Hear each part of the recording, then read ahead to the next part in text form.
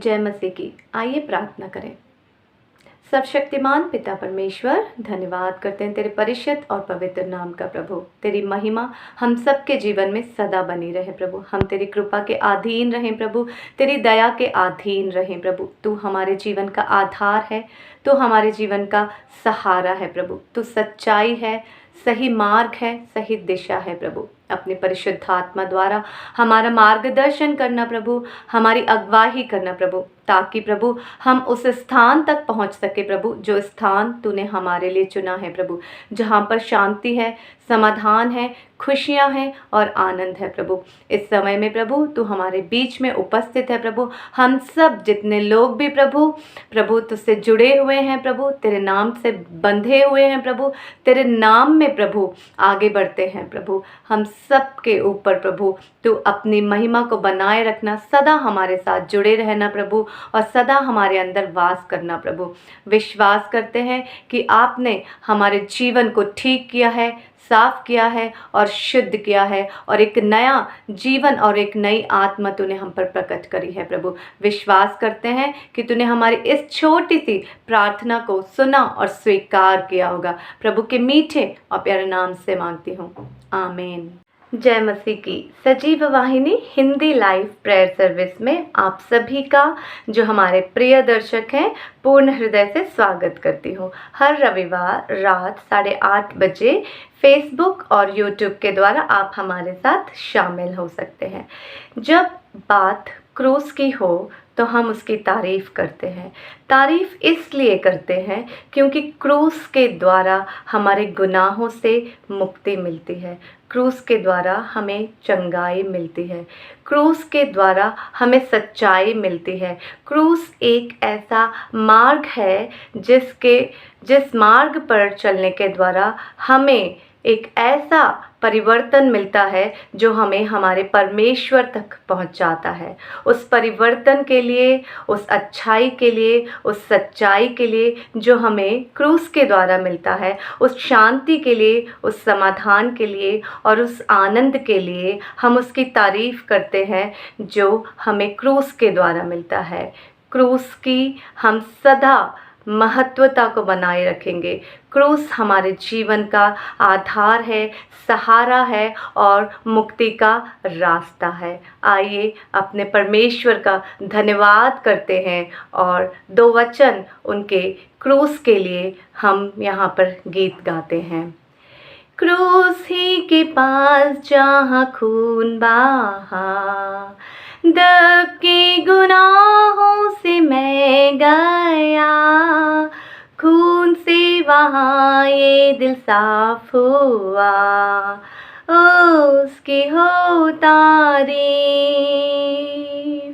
उसकी हो तारीफ, उसकी हो तारीफ। दूर है गुनाह मेरे बिल यकीन, दिल में अबीशु है तकनीशीन, क्रूस ही का गीत मुझको है शीरीन, उसकी हो तारीफ,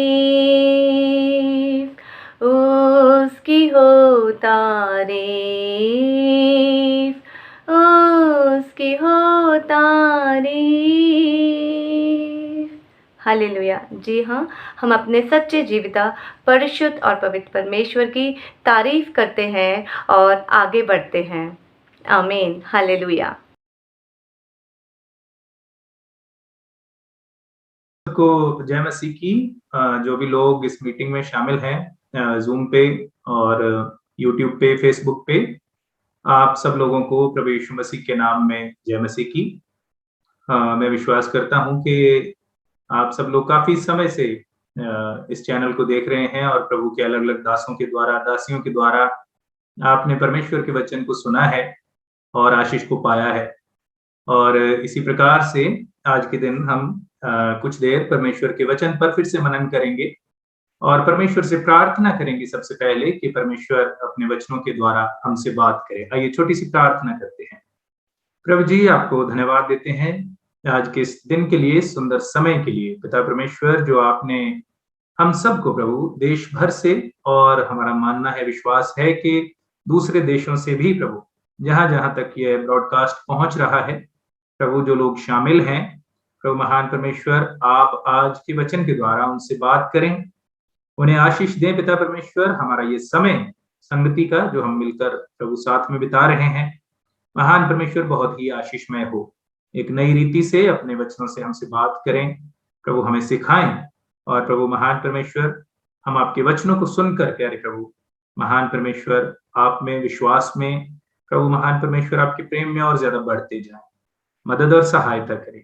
दास को भी प्रभु अपने आत्मा से भरकर इस्तेमाल करें प्रभु। मनुष्य के विचार नहीं प्रभु, हम आपकी बात सुनने के लिए बैठे हैं प्रभु, इसलिए मनुष्य के विचार दूर करके अपनी बात प्रभु, अपनी आवाज, अपनी बोली हम तक पहुंचाएं प्रभु। हम आपकी आवाज को सुने प्रभु, यीशु मसीह के नाम से प्रार्थना मांगते हैं, आमीन। सो आज के मनन के लिए हम देखेंगे परमेश्वर के वचन में से पहला थिस्सलुनीकियों और उसका 4 अध्याय और उसका 1 और 2 पद।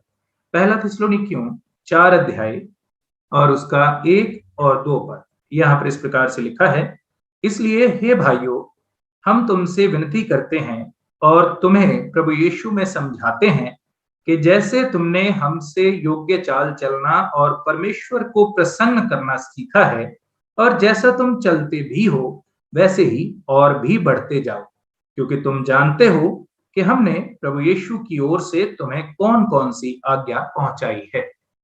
परमेश्वर अपने वचन के पढ़े जाने पर आशीष दे। यहाँ पर मुख्य रीति से जिस बात पर हम विचार करेंगे, जो हमारा आज का विषय है, वो 1 पद में है। यहाँ पर लिखा है परमेश्वर को प्रसन्न करने के विषय में। देखिए, दुनिया में, सारी दुनिया में अनगिनत धर्म हैं आज के समय, और सभी धर्मों के लोग अलग अलग तरह से किसी न किसी ईश्वर को प्रसन्न करने की कोशिश कर रहे हैं। अगर हम बहुत सारे उदाहरण अगर हम समाज में देखें, और जैसे सिख धर्म में देखें, तो बहुत ज्यादा धार्मिक कार्य और लोगों की भलाई के काम और ये सारी चीजें वो करते हैं, और उसके द्वारा उनका मानना है कि वो परमेश्वर को, वो ईश्वर को प्रसन्न कर रहे हैं। इसी प्रकार से तरह तरह के और भी काम हैं। लोग पैसा, आप देखते हैं मंदिरों में, धार्मिक स्थानों में, अलग अलग जगह पर बहुत ज्यादा पैसा चढ़ाया जाता है। हमारे गोल्डन टेम्पल जो अमृतसर में है, उसके बारे में आप जानते हैं, गोल्ड से बना है। लोग बहुत ज्यादा वहां पर सोना चढ़ाते हैं, और उसके साथ साथ बहुत सारे लोग हैं जो धार्मिक स्थानों के लिए जमीन देते हैं फ्री में कि यहाँ पर कोई धर्म स्थान बनाया जाए। उसके पीछे जो एक विश्वास और उनकी मान्यता है, जो वो सोचते हैं, वो यही है कि इसके द्वारा, ये भलाई के काम करने के द्वारा हम परमेश्वर को प्रसन्न कर सकते हैं। और इसी प्रकार से लोग यात्राएं करते हैं। अगर आप देखें, कहाँ दूर दूर तक लोग यात्रा करते हैं, कितने लोगों की मृत्यु हो जाती है। वो परमेश्वर को प्रसन्न करने की एक खोज है, परमेश्वर को जानने की खोज है, परमेश्वर की शांति को पाने की, सच्ची शांति को पाने की खोज है, किसी ना किसी तरह से परमेश्वर से संपर्क करने की खोज है ना। लोग कितने, हम देखते हैं, वीडियोस देखते हैं, कुछ लोग बहुत जगह पर ऐसे पाया जाता है जो अपने आप को जमीन में दफन कर लेते हैं कितने कितने दिन। और इसी रीति से कहाँ कहाँ पर कई त्योहार हैं जहां पर अपने आप को काटा जाता है, और बहुत सारे तरीकों से परमेश्वर को प्रसन्न करने की बात की जाती है, परमेश्वर को प्रसन्न करने की कोशिश की जाती है। और अगर मसीहियों की बात करें, तो मसीहियों में भी ऐसा एक धर्म की तरह मसीहत को मानने का बहुत सारा चलन है। बहुत सारे लोग ऐसे हैं जो मसीहत को भी एक धर्म की तरह मानते हैं, और वो भी सोचते हैं कि हम सुबह उठकर हमने प्रार्थना की, शाम को सोते समय या रात को जब हम सोने के लिए जा रहे हैं, हमने उस वक्त में प्रार्थना की। बहुत सारा वचन पढ़ने के द्वारा, बहुत सारा वचन सीखने के द्वारा, कंठस्थ करने के द्वारा, है ना, आत्मिक चीजें जितनी ज्यादा हो सके उनको करने के द्वारा हम परमेश्वर को प्रसन्न कर सकते हैं। लेकिन अगर हम वास्तव में सोचें परमेश्वर कैसे प्रसन्न होता है, बाइबल में बहुत सारे उदाहरण हैं परमेश्वर को प्रसन्न करने के। और परमेश्वर का जो संबंध है हर इंसान के साथ व्यक्तिगत संबंध है, और हर इंसान जो है, जो विशेषकर मसीहियों की अगर बात करें, वो अलग अलग तरीके से, बहुत सारे लोगों का मानना है कि आत्मिकता में ज्यादा बढ़ेंगे, जितना ज्यादा प्रार्थना करेंगे, परमेश्वर के चरणों में समय बिताएंगे, उससे हम परमेश्वर को प्रसन्न कर सकते हैं। ऐसा हो सकता है, कर सकते हैं। लेकिन उसके साथ-साथ बहुत सारी और भी चीज़ें इसके साथ जुड़ी हुई हैं। और अगर हम इस चीज़ को देखें, हमारी आत्मिकता और हमारा प्रैक्टिकल जीवन, व्यावहारिक जीवन, वो दोनों साथ-साथ चलते हैं। परमेश्वर इस चीज से कभी भी प्रसन्न नहीं हो सकता कि हम धार्मिक कामों को करें, प्रार्थना करें और सिर्फ इन चीजों पर अपनी आत्मिकता के लिए हम कोशिश करते रहें और परमेश्वर उससे प्रसन्न हो जाए। हमारे सामने दो सवाल हैं। हम परमेश्वर को कैसे प्रसन्न कर सकते हैं? सबसे पहला सवाल, हम परमेश्वर को कैसे प्रसन्न कर सकते हैं? और दूसरा सवाल हमारे सामने है, क्या सचमुच परमेश्वर हमसे प्रसन्न है? अगर आप बहुत प्रार्थना करते हैं, बहुत वचन को पढ़ते हैं, सेवा में लगे हुए हैं और आत्मिक चीजों की ओर आपका ध्यान रखता है, हर समय आप आत्मिक बातों में लगे रहते हैं, आत्मिक चीजों की ओर ध्यान रखता है, तो क्या आप ये कह सकते हैं कि परमेश्वर मुझसे प्रसन्न है? क्या आप विश्वास के साथ इस चीज का उत्तर दे सकते हैं कि मेरे बहुत ज्यादा परमेश्वर के चरणों में समय बिताने से परमेश्वर प्रसन्न है? मैं बहुत ज्यादा परमेश्वर के चरणों में अपना दान दशमांश समय पर देता हूँ, परमेश्वर इससे प्रसन्न है। परमेश्वर के सामने व्रत भी रखता हूँ, दूसरों के लिए बहुत प्रार्थना करता हूँ, करती हूँ और परमेश्वर मुझसे बहुत प्रसन्न है। क्या हम इन बातों को विश्वास के साथ कह सकते हैं कि परमेश्वर आपसे प्रसन्न है? देखिए, बाइबल में बहुत सारे उदाहरण हैं और मेरा मानना ये है कि दो चीजें साथ-साथ चलती हैं अगर हम परमेश्वर को प्रसन्न करना चाहते हैं। आपका आत्मिक जीवन और उसके साथ-साथ आपका व्यावहारिक जीवन। बाइबल में कितने ही ऐसे उदाहरण हैं, जहां अगर हम लूका रचित सुसमाचार 18 अध्याय में देखें, तो वहां पर दो लोग प्रार्थना करने के लिए मंदिर में आए। एक महसूल लेने वाला व्यक्ति था और दूसरा एक पापी इंसान था। और जब उन दोनों ने प्रार्थना की वहां पर, जो फरीसी था एक और एक महसूल लेने वाला व्यक्ति था। तो फरीसी की क्या प्रार्थना थी कि मैं तो बहुत आत्मिक बातों को उसने उभारा और उसने बोला कि मैं तो ये नियम पूरे करता हूँ, मैं दान दशमांश भी देता हूँ और व्रत भी रखता हूँ, है ना? जो भी आत्मिक रीति से बातें होती हैं उसने बोले कि वो सारी मैं करता हूँ। लेकिन जो कर लेने वाला था, महसूल लेने वाला था, उसने प्रार्थना की कि परमेश्वर मुझ पापी पर दया कर।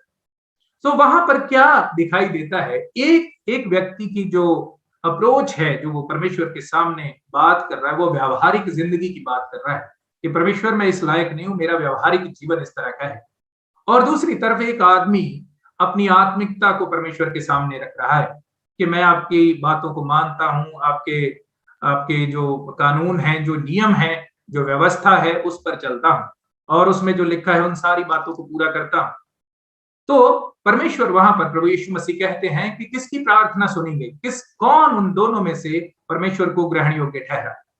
तो हम पाते हैं कि परमेश्वर उस जो महसूल लेने वाला था, वो जो कर लेने वाला व्यक्ति था, परमेश्वर उससे प्रसन्न हुआ, उसकी प्रार्थना सुनी गई। और इसी रीति से अगर हम बाइबल में देखें, बहुत सारे उदाहरण हैं। प्रभु यीशु मसीह ने एक बात कही, बोला जब तू भेंट चढ़ाने के लिए प्रभु के घर में आए और तुझे याद आए कि तेरे भाई के साथ तेरा विरोध है, तेरा झगड़ा है, तो अपनी भेंट को वहीं पर छोड़ दे और पहले जाकर अपने भाई से मिलाप कर। यहां पर हम क्या सीखते हैं इस चीज से? प्रभु क्या कहना चाह रहा था कि ये आत्मिकता जो तू लेके घूम रहा है, सबसे पहले तेरा व्यावहारिक जीवन वो सबसे ज्यादा जरूरी है। उसमें से दिखाई देना चाहिए कि प्रभु तेरे जीवन में है। परमेश्वर को कौन सी बात प्रसन्न करती है? तेरी आत्मिकता ज्यादा प्रसन्न करती है या आत्मिकता के साथ तेरा व्यवहारिक जीवन, दोनों मिलकर परमेश्वर को प्रसन्न करते हैं? प्रार्थना करना बुरा नहीं है, आप जितनी हो सके प्रार्थना कीजिए। बाइबल में लिखा है हर समय प्रार्थना करते रहो, आत्मा में हर समय प्रार्थना करते रहो। प्रार्थना करना बुरा नहीं है। परमेश्वर के घर में आप दान दशमांश देते हैं, वो कोई बात बुरी नहीं है, परमेश्वर प्रसन्न होता है। लेकिन अगर हम ये सोचते हैं कि हमारे व्यवहारिक जीवन की भरपाई हमारा आत्मिक जीवन कर सकता है, तो वो गलत है। और बाइबल में लिखा है कि अगर हम परमेश्वर की बातों को नहीं मानते और हम परमेश्वर के जो व्यवहारिक जीवन में जो परमेश्वर कहता है उसको करके नहीं दिखाते, तो हमारा विश्वास बाइबल में लिखा है मुर्दा है।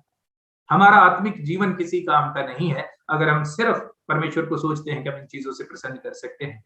परमेश्वर व्यवहारिक जीवन से सरोकार रखता है। बाइबल में कितने ही उदाहरण ऐसे हैं, अगर हम बाइबल में देखें, एक मैंने आपको जैसे बताया कि परमेश्वर ने, प्रभु यीशु मसीह ने कहा कि अपनी भेंट को वहीं पर छोड़ दे, परमेश्वर की वेदी के पास छोड़ दे और पहले जाकर अपने भाई से मेल मिलाप कर, पहले अपने व्यवहारिक जीवन में उस पर दृष्टि डाल कि वो कैसा है, दूसरों के साथ तेरा संबंध कैसा है।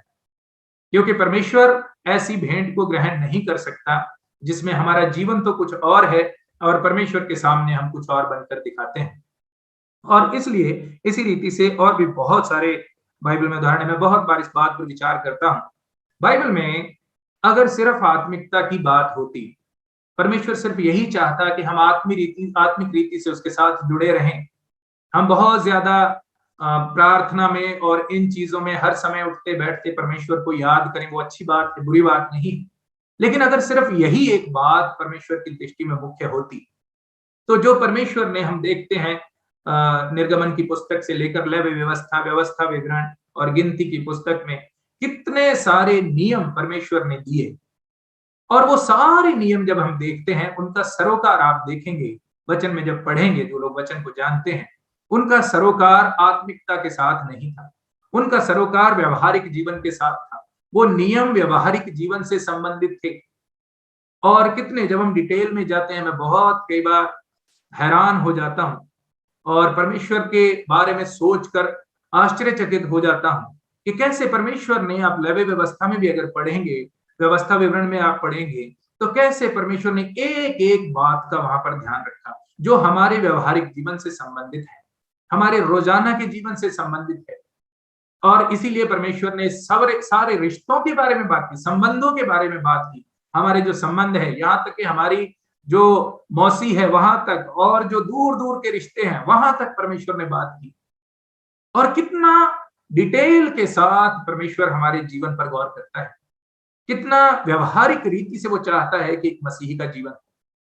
और इसीलिए जब हम उन चीजों को देखते हैं और उन चीजों को करने की कोशिश करते हैं, हम प्रार्थना के साथ व्यवहारिक जीवन भी अच्छा रखते हैं। मैं कहना क्या चाह रहा हूं, मैं बहुत बार इस चीज का उदाहरण देता रहता हूं कि आप देखेंगे बहुत सारी दुकानों में आप जाएं, जब आप बाजार में जाते हैं, यहाँ पर भी हम बहुत सारा आम ये चीज देखने को मिलती है, किसी दुकान में जाएं तो दुकान में आप देखेंगे कि किसी अपने गुरु की, किसी देवता की या किसी की भी तस्वीर या मूर्ति आप देखेंगे, जहां पर दुकानदार जो वहां का मालिक होता है बैठता है, ऊपर वो रख के उनका छोटा सा मंदिर या कुछ भी जो भी है जिसकी धर्म को मानते हैं वहां रख के उन्होंने बनाया होता है। और जब भी कोई पहला ग्राहक आता है, पता नहीं साउथ में कैसे है, हमारे यहाँ नॉर्थ में ये चीज आम देखने को मिलती है, कोई भी पहला ग्राहक जो सुबह दुकान पे आता है, वहां से जो भी उससे उन्होंने कमाई करते हैं, पैसा लेते हैं, वो सबसे पहले सब जगह पर छुआ कर उसको स्पर्श करके, और उसके बाद उस अपने देवता के सामने या मूर्ति के सामने जो भी उन्होंने तस्वीर या जो भी लगा रखा होता है, वो चीज उसके सामने, वो पैसा, पहला पैसा दुकान पे आने वाला वहां पर रख देते हैं। और उसके बाद क्या करते हैं, पूरा दिन उसी तस्वीर के नीचे बैठे हुए हैं, उसी कुर्सी पे बैठे हैं, सारा दिन दुकान पे लोगों को लूटेंगे, हेरा फेरी करेंगे, मिलावट का सामान बेचेंगे, और कोई ईश्वर का डर उनके मन में नहीं होता। और उनका मानना क्या है कि उन्होंने वो उतना करके, जो सुबह उन्होंने श्रद्धा दिखाई उसके द्वारा उन्होंने ईश्वर को प्रसन्न कर लिया, अब बाकी का जीवन, बाकी का दिन भर वो अपने हिसाब से चल सकते हैं। हो सकता है ऐसा हो, धर्मों में ऐसा हो सकता है, लेकिन परमेश्वर के साथ जो हम लोग हैं, जिनका जीवित परमेश्वर के साथ संबंध है, हम ऐसा नहीं कर सकते। परमेश्वर सिर्फ हमारी सुबह की प्रार्थना से खुश नहीं है, परमेश्वर प्रतिदिन पल पल हमारे जीवन पर दृष्टि रखता है। एक उदाहरण, बहुत अच्छा उदाहरण है हमारा और हमारे बच्चों का। हमारे बच्चे सुबह उठते हैं, हमसे प्यार करते हैं, हमारा मुंह चूमते हैं, हम उनसे प्यार करते हैं, बहुत स्नेह दिखाते हैं। लेकिन क्या दिन भर हम उन्हें छोड़ देते हैं वो अपने हिसाब से जिए? हम उन्हें जो चाहे कैसा करने देते हैं, जैसा चाहे वो उन्हें बोलने देते हैं, जो चाहे खाने देते हैं, जैसा चाहे जो चाहे उन्हें टीवी पर देखने देते हैं, इंटरनेट पर देखने देते हैं? नहीं देखने। क्यों नहीं देखने देते? क्योंकि हम उनका भला चाहते हैं। हमारा उनके साथ सिर्फ सुबह का सरोकार नहीं है, हमारा सरोकार उनके साथ दिन भर का है, पल पल का है। रात को सोते हुए भी हम ये देखते हैं कि वो सोएं, अच्छे से सोएं, दरवाजे खिड़कियां बंद हों, रात को आराम की नींद सोएं। क्यों ऐसा है? क्योंकि हम वहां पर किसी धर्म का पालन नहीं कर रहे, किसी नियम का पालन नहीं कर रहे।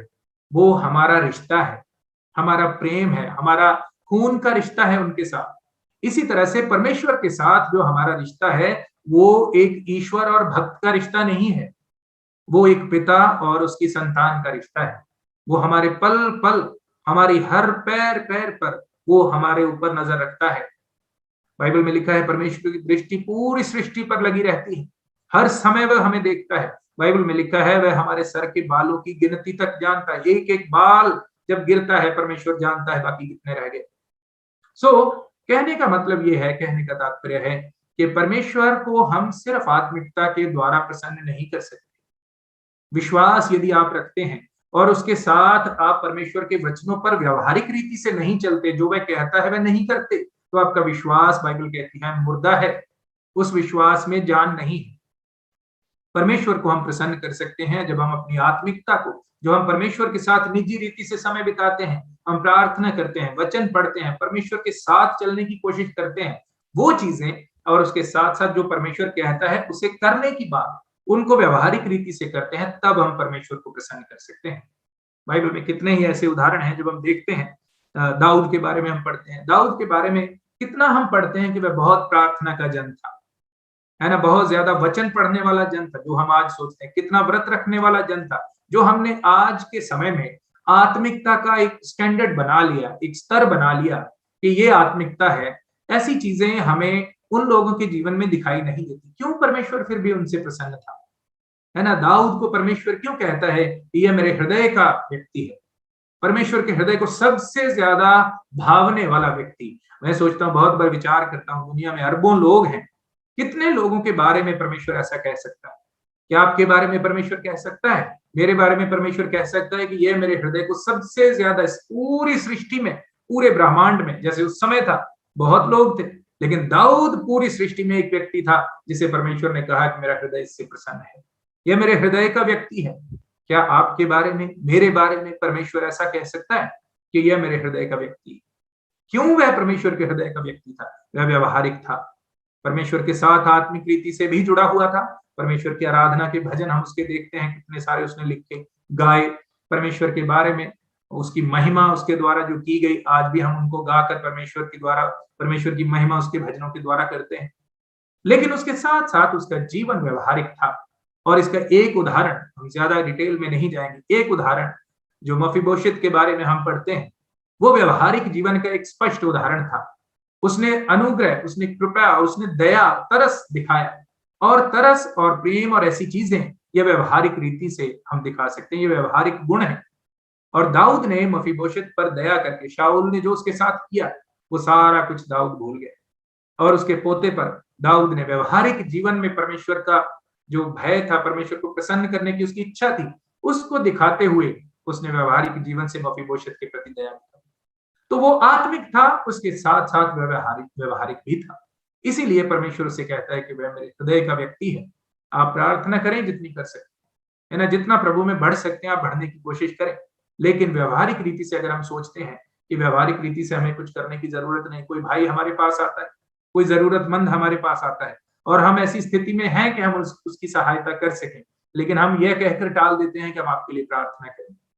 कोई बीमार है जिसकी सहायता हम कर सकते हैं, लेकिन हम यह कहकर टाल देते हैं कि हम प्रभु से आपके लिए प्रार्थना करें, आप चिंता ना करें, हम आपके लिए प्रार्थना करें। यह एक बिल्कुल बिल्कुल सीधा और स्पष्ट उदाहरण है जब हम आत्मिकता और व्यवहारिक जीवन में एक संतुलन बनाकर नहीं रखते। आप प्रार्थना करें, और बाइबल कहती है यदि तू भलाई करने में सक्षम है और नहीं करता तो यह तेरे लिए पाप है। तो व्यवहारिक जीवन में हमें वो काम भी करके दिखाना। तो व्यवहारिक जीवन और आत्मिकता दोनों साथ साथ चलते हैं, तभी हम परमेश्वर को प्रसन्न कर सकते हैं। इसके अलावा और हम अब्राहम के बारे में पढ़ते हैं, जोसेफ के बारे में पढ़ते हैं, यूसुफ के बारे में, है ना। इन लोगों के जीवन में यदि हम देखें कैसे परमेश्वर इनसे इतना प्रसन्न था। अब्राहम का ही उदाहरण अगर हम लें, क्यों परमेश्वर उससे प्रसन्न था? अब्राहम को व्यवहारिक जीवन में जब उसे परखा गया, परमेश्वर ने सबसे पहले उससे कहा कि तू अपना घर, अपने पिता का घर छोड़कर और जहां मैं कहता हूं वहां चला जा। अब्राहम बिना कोई सवाल के, उसके अंदर विश्वास था, परमेश्वर के प्रति वह विश्वास योग्य था। लेकिन जब व्यवहारिक जीवन उसका परखा गया कि वो विश्वास उसके कामों से कितना दिखाई देता है, जब वो व्यवहारिक जीवन उसका परखा गया तो वो खरा उतरा उसका। परमेश्वर ने कहा अपना घर छोड़कर, अपने लोगों को छोड़कर निकल जाए, और अब्राहम उसी वक्त वहां से निकल पड़ा। उसके बाद परमेश्वर कितना समय परमेश्वर उसके साथ बीच में बात करता रहा, उसे बढ़ाया, उसे आशीष दी, और उसे 75 वर्ष की आयु में परमेश्वर ने कहा कि मैं तुझे एक बेटे की आशीष दूंगा। अब्राहम ने विश्वास किया, और बीच बीच में ऐसे समय भी आए जब उसका विश्वास भी डगमगाया। हम जानते हैं अब्राहम को विश्वासियों का पिता कहा जाता है, लेकिन अगर ध्यान से अगर आप उसकी कहानी को पढ़ें, कई जगह पर हम देखते हैं साफ स्पष्ट उस चीज को नहीं लिखा है, लेकिन उसकी बातों से, उन चीजों से जैसे हम पढ़ते हैं, उसके व्यवहार से एक इंसान के रूप में हम देखते हैं कई बार उसका विश्वास थोड़ा बहुत उसके मन में इस चीज के लिए आया, क्योंकि परमेश्वर ने 25 साल लगा दिए अपनी प्रतिज्ञा को पूरा करने में। सारा के बारे में हम जानते हैं, सारा को जब बोला गया ऐसा, परमेश्वर अब्राहम से बात कर रहा था तो सारा हंसी का मतलब ये था कि उसे विश्वास नहीं था कि ऐसा हो सकता है। और परमेश्वर भी लगातार निरंतर परमेश्वर समय को आगे बढ़ाता रहा, और 25 वर्ष बाद जब परमेश्वर ने प्रतिज्ञा की थी, उसके 25 वर्ष बाद परमेश्वर ने उसे वो संतान दी। उन 25 सालों में अब्राहम का व्यवहारिक जीवन परखा गया। अगर वो सिर्फ आत्मिक जीवन में परमेश्वर के साथ जुड़ा होता तो शायद इतना लंबा इंतजार ना कर पाता, लेकिन व्यवहारिक जीवन में दिल से उसका परमेश्वर पर विश्वास था, उसके कामों के द्वारा वो चीज दिखाई देती थी। और फिर जब परमेश्वर ने उसे संतान दी, परमेश्वर ने एक बार फिर उसके व्यवहारिक जीवन को परखा, उसके विश्वास को परखा कि इसका विश्वास केवल आत्मिकता में है, केवल उसकी जुबान पे है, या व्यवहारिक जीवन में भी उसमें विश्वास है। और जब हम देखते हैं अब्राहम का जब विश्वास परखा गया, उसके बेटे को बलिदान करने के लिए परमेश्वर ने बोला, व्यवहारिक जीवन का परिचय देते हुए अब्राहम तुरंत अपने बेटे को बलिदान करने के लिए निकल पड़ा। कैसे हम परमेश्वर को प्रसन्न करते हैं? क्या सिर्फ आत्मिकता में बढ़कर? क्या सिर्फ अपने मन की तसल्ली के लिए?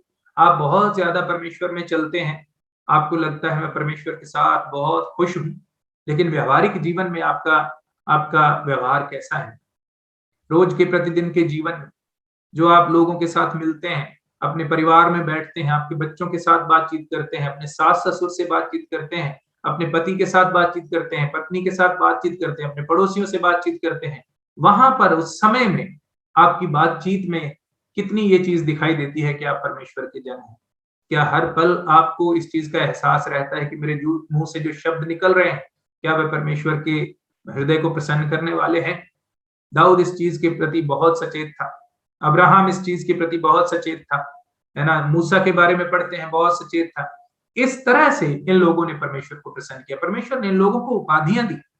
परमेश्वर ने किसी को कहा ये मेरे दिल का आदमी है, किसी को कहा ये मेरा मित्र है, किसी को कहा इससे ज्यादा नम्र व्यक्ति इस पृथ्वी पर नहीं है। कैसे परमेश्वर ने ये उपाधियां दी?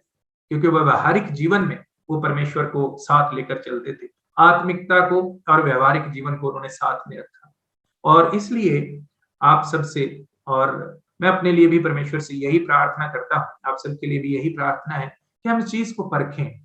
नाम के मसीही जो अपनी संतुष्टि के लिए मसीही हैं, जैसे हमने उस फरीसी का और महसूल लेने वाले का, उस कर लेने वाले का उदाहरण देखा, अपने मन की संतुष्टि के लिए वह फरीसी बहुत अच्छा मसीही था, बहुत अच्छा उदाहरण है ऐसे व्यक्ति का। उसको संतुष्टि है उस चीज में कि वह तो बहुत अच्छा है, बहुत व्यवहारिक जीवन के उसके बारे में उसको सोचने की जरूरत नहीं, क्योंकि वो सोचता है कि वो दान दशमांश देकर, परमेश्वर की दृष्टि में अच्छे काम करके, व्रत रख के, ऐसी चीजों के द्वारा परमेश्वर को प्रसन्न कर रहा है। लेकिन परमेश्वर ने बोला कि ये जिसने सिर्फ अपने जीवन पर दृष्टि की और अपनी असली हालत को परमेश्वर के सामने रखा कि परमेश्वर मुझ पापी पर दया कर, वो व्यवहारिक जीवन उसने देखा। परमेश्वर ने उस चीज का आदर किया और परमेश्वर ने कहा यह धर्मी ठहर कर वहां से गया है। और इसीलिए हम जो विश्वासी हैं, हमारे लिए बहुत सोच विचार करने की आवश्यकता है। आपको बहुत अच्छा लगता है परमेश्वर में, बहुत अच्छी बात है। आप प्रार्थना करते हैं, आपको अच्छा लगता है, बहुत अच्छी बात है। आपको बहुत सारा वचन कंठस्थ है, बहुत अच्छी बात है। आप सारा दिन भर परमेश्वर की बातों में लगे रहते हैं, प्रचार सुनते हैं, टीवी पर, यूट्यूब पर और सोशल मीडिया पर, जहां भी आपको मौका मिलता है आप सुनते हैं, वचन पढ़ते हैं, बहुत अच्छी बात है। लेकिन क्या व्यवहारिक जीवन आपका उस तरह का है जैसा परमेश्वर प्रसन्न करता है, जैसा परमेश्वर को प्रसन्न है? और अपने आप से यह सवाल पूछिए, एक मसीही होने के नाते क्या परमेश्वर मुझसे वास्तव में प्रसन्न है? और यदि हम देखें रोमियो की पुस्तक, रोमियो की पत्री 8 अध्याय और उसके 8 पद में एक बात लिखी है। रोमियो की पत्री 8 अध्याय और उसका 8 पद, यहाँ पर लिखा है, और जो शारीरिक दशा में हैं वे परमेश्वर को प्रसन्न नहीं कर सकते। तो कहने का मतलब क्या है, अगर आप सोचते हैं या अगर हम सोचते हैं, जैसे संसार के बहुत सारे लोग सोचते हैं कि अच्छे कर्मों के द्वारा, शरीर में रहते हुए अच्छे कामों के द्वारा हम ईश्वर को प्रसन्न कर सकते हैं। जैसे मैंने आपको शुरू में भी उदाहरण दिया, बहुत सारे लोग हैं जो धर्म के कार्य और लोग भलाई के कार्य और जो सामाजिक कार्य, ऐसे कार्य करते हैं और उनके द्वारा उन्हें लगता है कि वह परमेश्वर को प्रसन्न करें, परमेश्वर बहुत खुश है, ईश्वर बहुत खुश है, जिस भी ईश्वर को वे मानते हैं। और यहाँ पर क्या लिखा है, जब हम मसीहियों की बात आती है तो परमेश्वर बोलता है, परमेश्वर का वचन कहता है, शारीरिक दशा में सिर्फ इन भले कामों को करने के द्वारा या शरीर के द्वारा जो हम काम करते हैं उन्हें करने के द्वारा केवल हम परमेश्वर को प्रसन्न नहीं कर सकते। और इसलिए मैं बार बार इस चीज को कहता हूं कि व्यवहारिक जीवन और आत्मिकता, आत्मा में जीना, ये दोनों चीजें साथ में चलकर परमेश्वर को प्रसन्न करती हैं। और अगर ऐसी बात ना होती, अगर व्यवहारिक जीवन परमेश्वर का उसके साथ कोई लेना देना ना होता, सिर्फ आत्मिकता की बात होती, तो परमेश्वर जो 10 आज्ञाएं परमेश्वर ने दी हैं उन पर बात छोड़ देता, उससे आगे उसको कुछ देने की, कोई आज्ञाएं देने की जरूरत नहीं। मैंने कहीं पर पढ़ा है, मुझे नहीं पता कितना कितना सच है, मैं नहीं जानता, लेकिन कहीं पर पढ़ा है कि 600 से अधिक अन्य आज्ञाएं वचन में हम पाते हैं। उन 10 आज्ञाओं के अलावा 600 से अधिक अन्य आज्ञाएं हैं बाइबल। और अगर सिर्फ आत्मिकता ही परमेश्वर चाहता है कि हम एक प्रार्थना करने वाले ही केवल मसीही बने, हम वचन सुनाने वाले और सुनने वाले मसीही ही बने, जिनसे हमारे अपने अंदर को, हमारे अपने विवेक को संतुष्टि हो, हमारे प्राण को संतुष्टि हो, तो परमेश्वर को उन 10 आज्ञाओं के अलावा और आज्ञाएं देने की आवश्यकता नहीं थी। लेकिन परमेश्वर ने वह आज्ञाएं दी, बहुत कुछ परमेश्वर ने लिखकर अपने वचन में दिया है। और उन सब बातों का यदि आप पढ़ें तो मैं बहुत इस चीज से परमेश्वर का धन्यवाद भी करता हूं कि परमेश्वर ने वो चीजें इसलिए दी हैं ताकि पृथ्वी पर रहते हुए हमारा जीवन उसे प्रसन्न करने वाला हो। एक बात कहकर हम बंद करेंगे। देखिए, प्रभु को ग्रहण किया हमने, पश्चाताप किया, परमेश्वर ने हमारे साथ स्वर्ग का वादा किया है। परमेश्वर ने प्रतिज्ञा की है कि यदि हम प्रभु यीशु मसीह पर विश्वास करते हैं तो हम नरक से बच जाएंगे और परमेश्वर के साथ स्वर्ग में रहेंगे। वो चीज जिस दिन हम पश्चाताप करते हैं वो पूरी हो जाती है। आपको एक टिकट परमेश्वर ने दे दिया क्योंकि आपने प्रभु यीशु मसीह पर विश्वास किया। आपको एक टिकट मिल गया है कि अब आप जब इस दुनिया से अपनी यात्रा को पूरा करके जाएंगे तो आप नरक नहीं जाएंगे, आप स्वर्ग जाएंगे।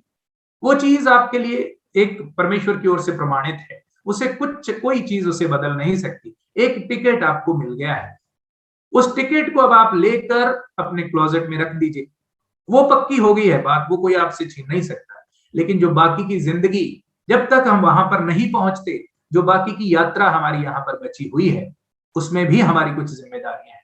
और वही है व्यवहारिक जीवन का समय, जो यात्रा हमारी यहाँ पर बची है। जितनी जिंदगी आपकी इस धरती पर परमेश्वर ने आपको दी है, जितना समय परमेश्वर ने आपको दिया है, उस जीवन में हमने कैसे जीना है, उसके लिए वो नियम परमेश्वर ने दिए हैं। बाइबल जो है मैनुअल है, इसको मैनुअल कहा जाता है। पृथ्वी पर हमारे जीने के लिए नियम है कि हमने कैसे जीना है। इसलिए वो व्यवहारिक रीति से, व्यवहारिक जीवन से इनका संबंध है। स्वर्ग परमेश्वर ने आपको दे दिया है, वो पक्का है, लेकिन उसके साथ साथ परमेश्वर का सरोकार हमारे व्यवहारिक जीवन से भी है। हम दिन प्रतिदिन के जीवन में सुबह जब प्रार्थना करते हैं, उसके बाद अपने कामों पर जाते हैं, तो सिर्फ परमेश्वर को सुबह प्रसन्न करने वाली बात नहीं है। परमेश्वर हमारे पल पल के साथ सरोकार रखता है। हमारे जीवन का एक एक पल उसके खाते में है, तो उसको हर पल का ध्यान है।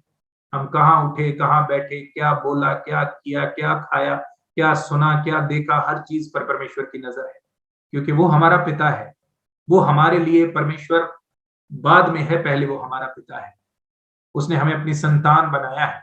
और जब उसने संतान, यदि आप उसे सिर्फ परमेश्वर मानेंगे, जैसे बहुत लोग ईश्वर को ईश्वर मानते हैं, परमेश्वर मानते हैं, और इसी तरह से वो सुबह प्रसन्न करते हैं, शाम को प्रसन्न करते हैं, दिन भर अपने हिसाब से जीते हैं। लेकिन जब हम पिता मानते हैं, आप अपने पिता को देखते हैं, आपके पिता का सरोकार सिर्फ आपके साथ सुबह नहीं है, आपके पिता का सरोकार आपके साथ सिर्फ शाम के समय नहीं है, रात को सोते समय नहीं है कि आपको प्यार करे और चूम के आपको सुला दे।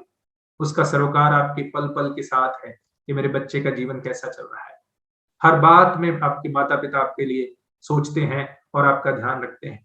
हम चाहे बुजुर्ग भी हो जाएं, बूढ़े भी हो जाएं, यदि हमारे माँ बाप जीवित हों तो बुजुर्ग होने तक भी, जब तक वह इस दुनिया में है, चाहे हम कितने भी बड़े हो जाए, वो हमारे लिए हमेशा हमारे जीवन पर ध्यान देते हैं। हमारे जीवन में क्या चल रहा है, हमारा शादीशुदा जीवन कैसा चल रहा है, हमारे बच्चे कैसे चल रहे हैं, उनके नाती पोते कैसे हैं, उनका सरोकार हमेशा रहता है।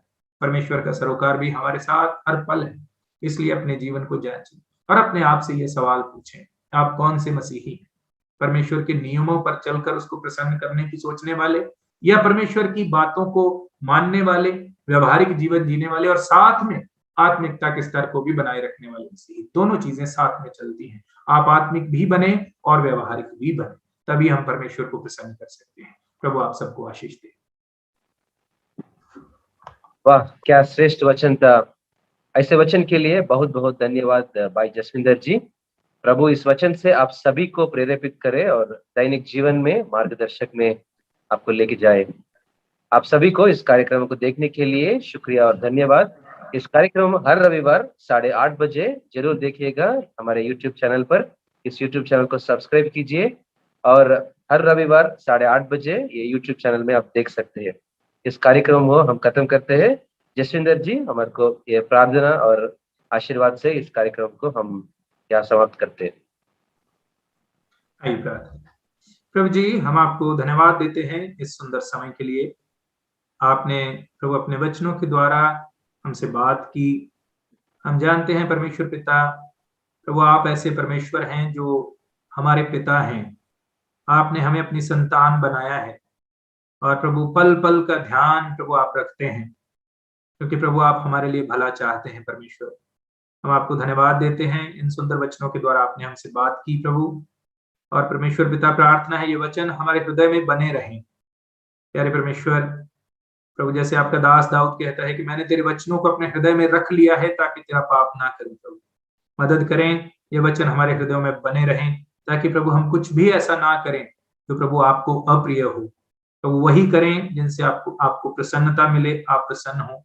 और प्रभु दयालु पिता, हमारा जीवन आपको भाए, आपको प्रसन्न करे। पिता परमेश्वर, जितने लोगों ने इस वचन को सुना है प्रभु, उन सब पर आपकी आशीष हो। प्रभु एक एक जन को आप संभालें, उनके परिवारों पर आपकी आशीष हो, उनकी जिंदगियों में आपकी उपस्थिति का आनंद सदैव बना रहे। प्रभु आपकी दया, आपका अनुग्रह मांगते हैं, आपके पवित्र नाम को ऊंचा करते हैं। प्रार्थना विनती हमारे उद्धारकर्ता प्रभु यीशु मसीह के नाम से मांगते हैं, आमीन। प्रभु आप सबको आशीष दे।